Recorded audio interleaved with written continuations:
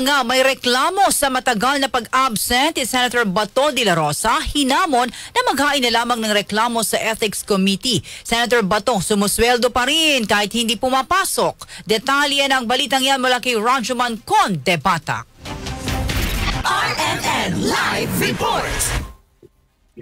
Hinamon na lamang ni Senate President Tito Soto III ang mga kwestiyon sa matagal na pag-absent o pagliban ni Senator Ronald Bato de la Rosa na maghain na lamang sila ng ethics complaint. Ayon kay Soto, may mga kababayan at gusto panagitin ng isang mambabata sa matagal na hindi pagpasok sa trabaho ay pinakamagandang remedyo ang maghain na lamang ng reklamo sa Ethics Committee. Sinabi pa ng Senate President na walang rules sa mga mambabatas na no work, no pay at malawak ang miyentahan nila ang kanilang buwistahan dito. Kinumpirma rin ni Soto na sumasweldo pa rin si Senator Bato sa kabila ng halos isang buwan na hindi ito pumapasok sa Senado dahil patuloy pa rin namang nagpa-function ang opisina ng Senador.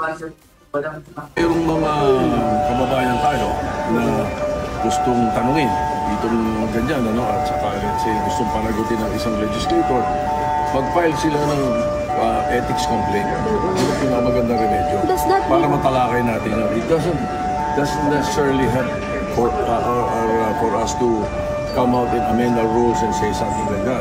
I doubt if we can pass a rule like that even in the House sa atin sa amin. Kasi it's never been that way. Even in the under congresses, ganun talaga. So, pinakamaganda mag-file na sila ng complaint. Inihalimbawa naman ng Senador na sa Kamara ay mayroong kongresista na isang buong taon na hindi pumapasok. Pero wala namang umangal habang noong nakulong sina dating Senator Antonio Trillanes IV at dating Senator at ngayon Congresswoman Leila Dilma ay patuloy na nagtatrabaho at gumagana ang kanilang mga opisina kahit hindi sila pisikal na pumapasok noon sa Senado.